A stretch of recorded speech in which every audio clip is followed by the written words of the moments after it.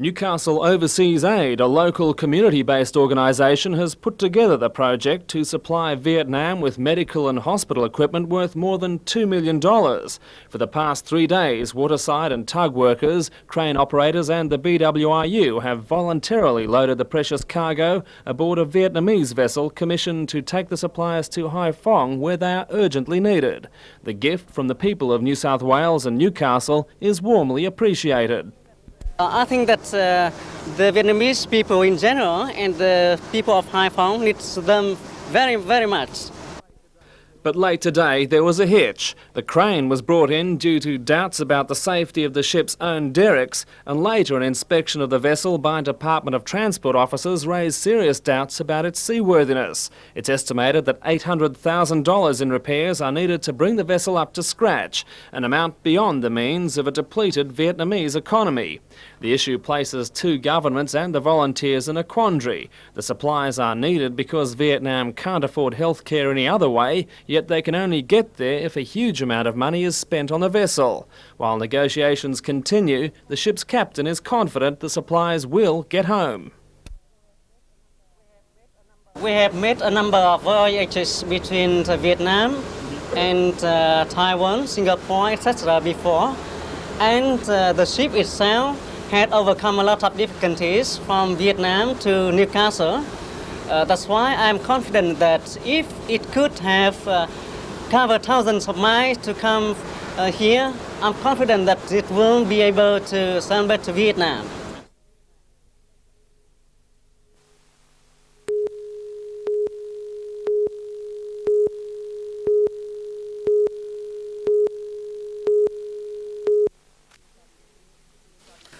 The study was launched at the inaugural meeting of a Reconstruction committee representing businesses and residents of Hamilton, Broadmeadow and Islington, though it did go before last week's meeting of Newcastle City Council. To really achieve what the Hamilton residents and businesses said almost 2 years ago that they wanted to do when we had the planning studies in Hamilton. The study was put together in only 3 weeks by Gardner Brown planning consultants, who've pointed out the importance of the area's heritage and ethnic culture. They believe Beaumont Street has the potential to become one of Newcastle's most significant centres, and the study aims to become a guide to the rebuilding of the rest of the city. But the suggested restoration does not aim to significantly change the area. I think it'll be more the same than change. I think that's what is coming through, that people had a certain flavour, if you like, of Hamilton. It was distinctively Hamilton, and it's something that we would wish to maintain. Emphasis is on parking and traffic management, the retaining of the area's character through its buildings, awnings and verandas, plus street development including pedestrian areas. Outdoor eating, seating and public areas will be included, much like Melbourne's famous Lygon Street. Tonight's meeting attracted representatives of many different groups, but the study, which goes on display in Hamilton Library later this week, aims to prompt ideas from many more residents.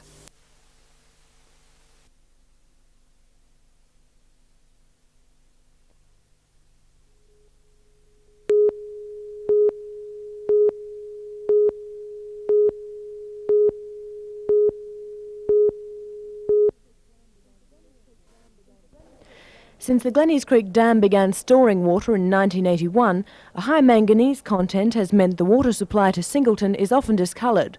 While it poses no immediate health problems, the dirty water has become costly to Singleton residents, whose washing is permanently stained by the manganese. Often householders are forced to leave taps on indefinitely until the water runs clear.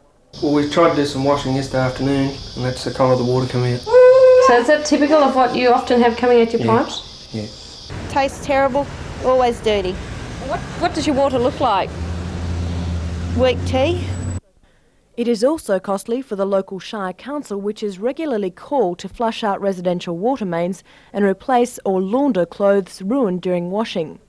Since the dam was completed in 1988, the council has applied pressure to the Public Works Department to construct a filtration plant which will resolve the problem permanently. It looked like the project would be left on a 3-year waiting list until yesterday, when Public Works advised that designs for the multi-million-dollar plant would begin. They will now proceed immediately with the design of the new filtration plant, and they have requested that we immediately write to the Minister for Public Works and asked for urgent funding and detail the reasons why we would like to see the urgent funding and the urgent provision of the filtration plant.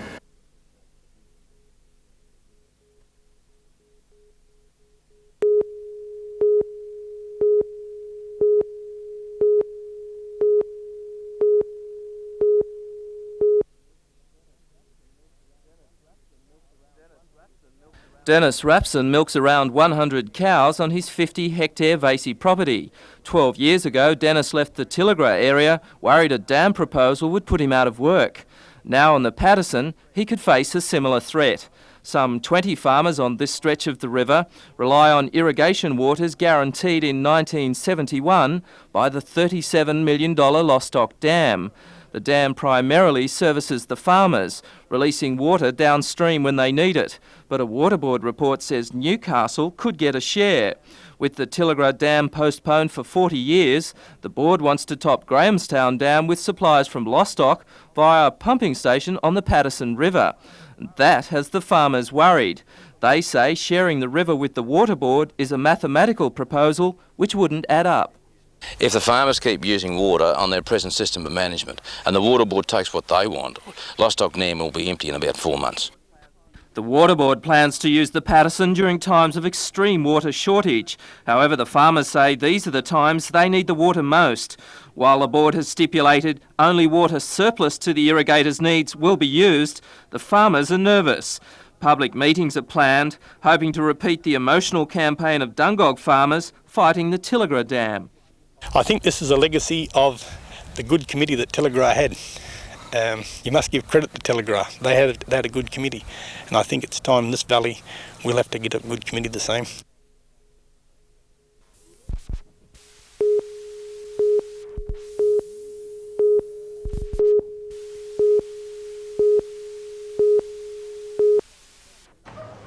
Heading the line-up was Joan Carden, well famous for her roles in La Traviata and Madame Butterfly. Arriving in a fleet of taxis with her was Novocastrian baritone John Shaw and other stars from the Australian Opera. They performed a selection of opera's great classics. All are donating their services for Newcastle's Quake Appeal. Well, it was an opportunity to show the people how the rest of Australia feels about the problems that Newcastle's had with the earthquake, and our sympathy with them, and everybody can do, we all do our utmost, and this is my utmost.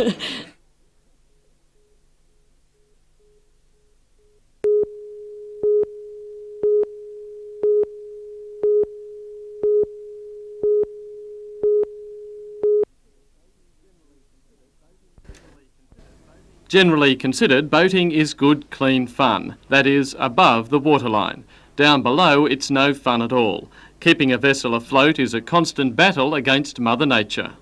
Because not only growth of weed, it's growth of barnacles. And you've seen barnacles growing around wharves and things like that, that sometimes you just have to chip them off.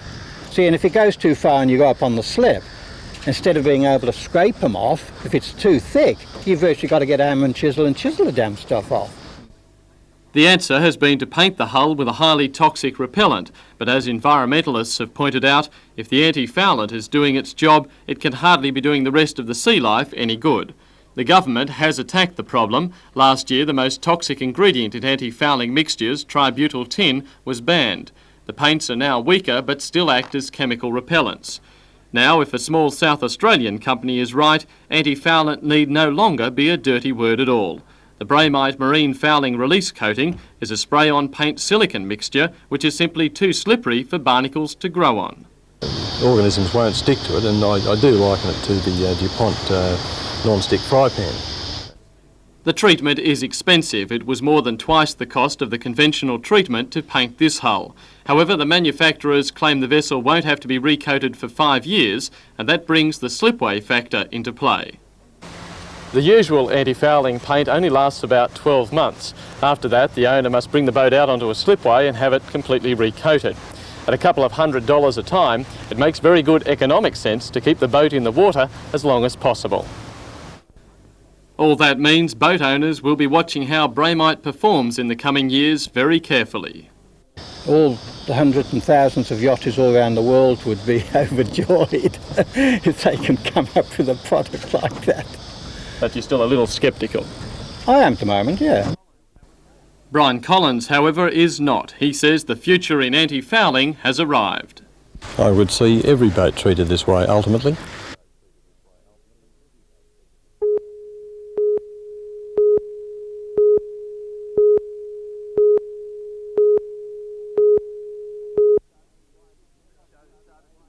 The show started to wind into top gear today with good weather guaranteeing a healthy crowd.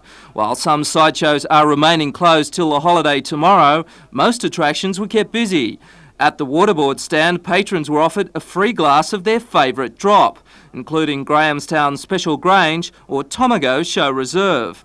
At Grand's backyard, a step back in history to the Depression years, with displays including the family Ford and even Grand's Bloomers.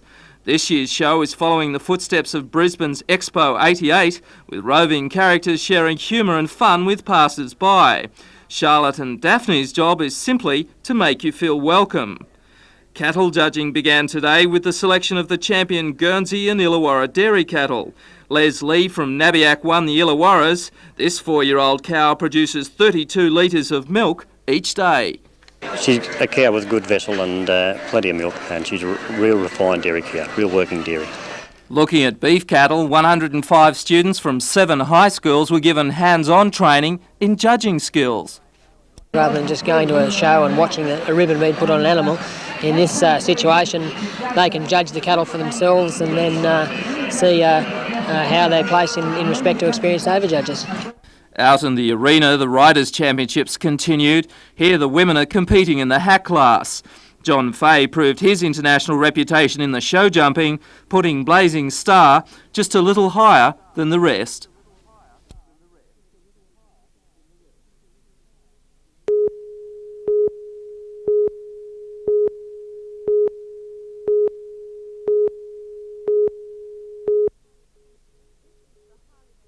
This is the highly confidential memo circulated among staff of the Visual Arts and Media Studies Department this week.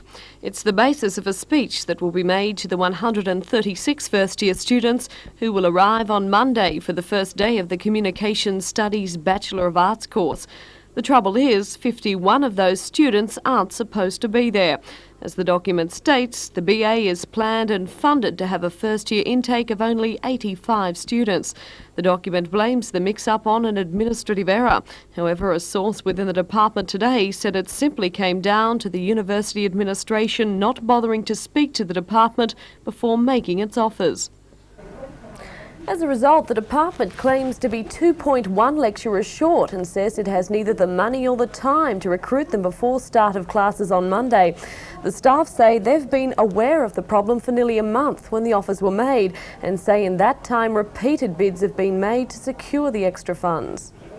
It's believed several $100,000 is needed. However, by late this afternoon, the department source said there had been no reply from the university administration.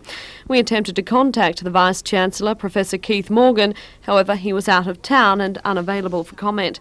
That almost certainly means there'll be no immediate solution for the course. An urgent meeting called by the department this afternoon resulted in them putting on hold plans to scrap some classes completely.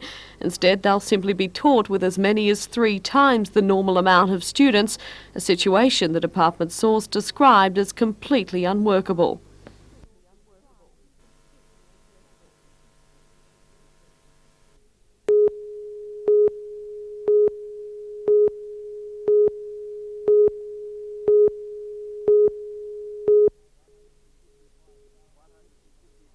$165,000 people went through the turnstiles over the 4 days of the show. That's 15,000 more than last year, but while this generated $550,000, it couldn't cover running expenses of $610,000. With numbers dropping off at other countries' shows, the Newcastle Show Committee hired marketing expert Graham Curry to try and boost local attendances. Mr Curry worked at Brisbane's Expo in '88 and he decided Newcastle needed a similar approach of humour and live performers. While this new look, including acts like the Electric People, created some interest, they also added $110,000 to the committee's expenses.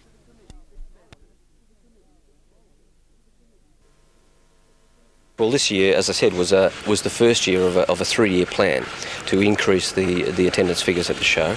That money was very much an investment in the future. We didn't expect to recover that in 1 year, but we would hope that we would recover it in subsequent years. Showground General Manager Kim Sharp says they've adopted a business approach to the show, with long-term planning and investment the essence to their survival. Gate takings are not the showground's only source of revenue. Sponsorship, sideshow rental and commercial space generate another $250,000. However, this money is needed to pay wages for employees and general running expenses. Workers today began the unpleasant task of cleaning up. The grounds were littered with papers and rotting food, and it's expected it will take a week before things return to normal.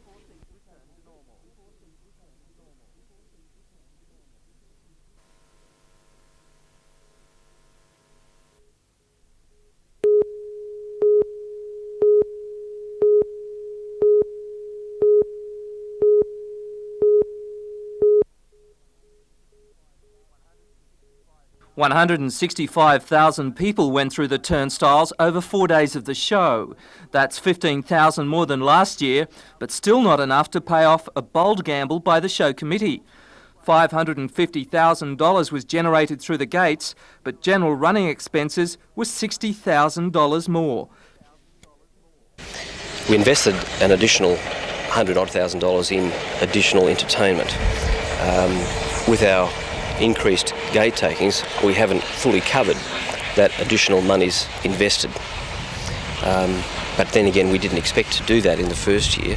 As I said, it was an investment very much in the future. They'll enjoy a show packed with entertainment.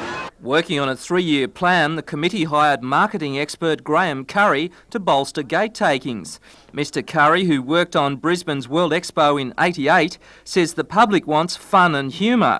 So this year, acts such as Daphne and Charlotte and the Electric People were engaged.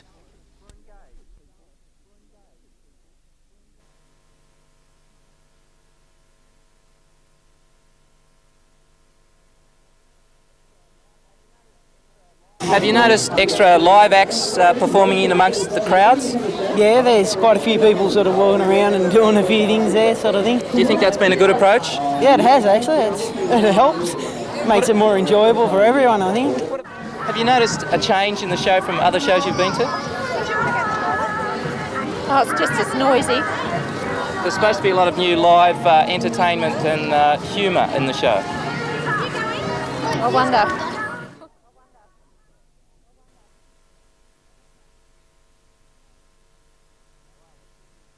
While opinion seems divided over the success of this approach, the show committee will study market research to see if the new concept worked. Meanwhile, as the workers today cleaned up the tons of garbage left over from the show, management admitted they face an awkward future.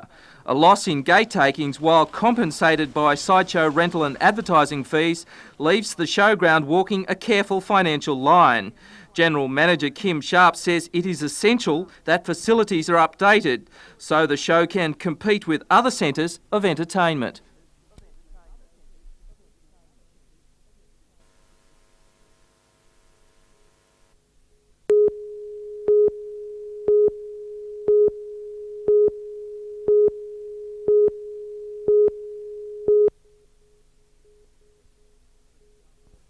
The Newcastle earthquake has affected many people's lives, some in a little way, some a lot. The same human emotion is felt in varying degrees when a loved one dies, a family home is demolished, or a person's business or livelihood is suddenly interrupted. A special seminar held in Newcastle City Hall today dealt with the emotional aftermath of the earthquake. Leading the discussion was Robert Hockley from the National Association for Loss and Grief, an organisation established after the Granville train disaster. Well, this is a natural disaster where, as distinct from a man-made disaster, where people don't really have any focus for their resentment or their anger. It's very difficult to blame anybody. It's more difficult. With grief, the only way to get over it is to go through it. There's no way around. Despite these human reactions to the tragedy, Robert Hockley, who trains counsellors, believes Newcastle is better prepared to tackle the problem than any other disaster area. there happens to be in Newcastle a very wide range of people who are very aware of the grief experience and of the management of disaster. And so we're seeing here, I suspect, one of the best resourced disasters at a human level than we've seen ever.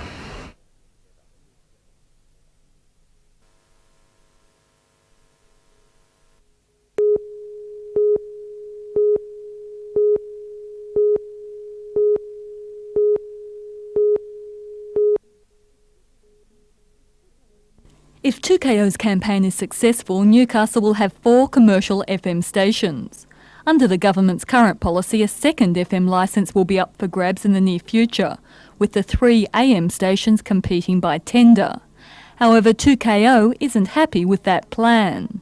Instead, it wants the government to allow each of the AM operators to convert to FM upon payment of a fee. Well, the option of FM is a matter of viability. You know, it's as simple as that. We're in the business to make money. We're here to provide the best radio that we possibly can, but we're also in the business to make a profit. John McGann says there are enough frequencies on the local FM band to carry a further 3 operators. As the situation stands, he says commercial AM operators are hard-pressed to compete against the superior technology of FM transmission. It's almost the same analogy as having the opportunity of buying a colour television station or one that's transmitting in black and white. Now, you know, commercially, that really isn't viable. Hello, I'm John McGann, General Manager of 2KO. Currently, 2KO broadcasts on the AM band. However, there is technology available in the form of FM, which will improve the quality of 2KO's service to you. With the federal election looming, 2KO is joining more than 100 AM stations in pushing for a change in federal government policy. With a combined audience reach of 8 million voters, the AM operators are hoping the politicians will listen.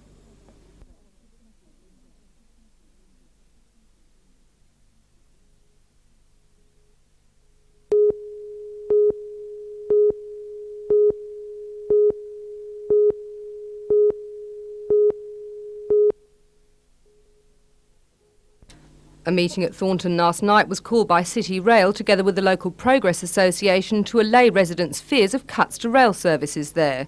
But after a talk by Newcastle City Rail General Manager John Zantiotis, regular commuters from Thornton were delighted to hear their services will now be improved by express trains.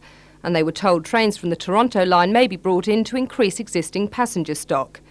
The poor state of local stations, including Taro, which has a narrow wooden structure for a platform, will be examined as part of a 5-year upgrading programme.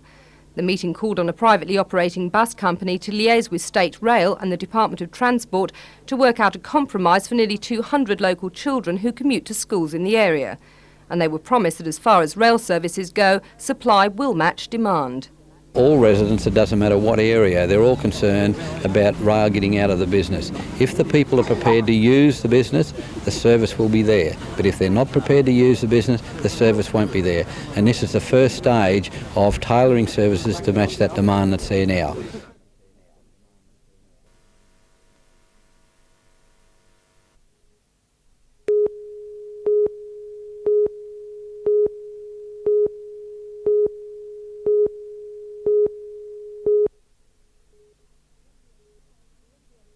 The NBN choir, ranging in age from 9 to 23, will arrive in Adelaide tomorrow and begin performances on Thursday morning. Their repertoire ranges from songs from the 16th century to the present, including classical, gospel, folk and rock and roll pieces. While in South Australia, they'll work with Peter Dean, one of the state's top conductors. But it won't be all work and no play. The choir will also attend an opera in the park and see Australia's Kate Sobrano in concert. Organiser Thelma White sees the tour as an opportunity for choir members to display their own talents and the chance to see abilities of performers from all over the world. As the 2 busloads of young performers prepared to leave Newcastle this afternoon, they couldn't pass up the opportunity to give us a quick look at some of their repertoire.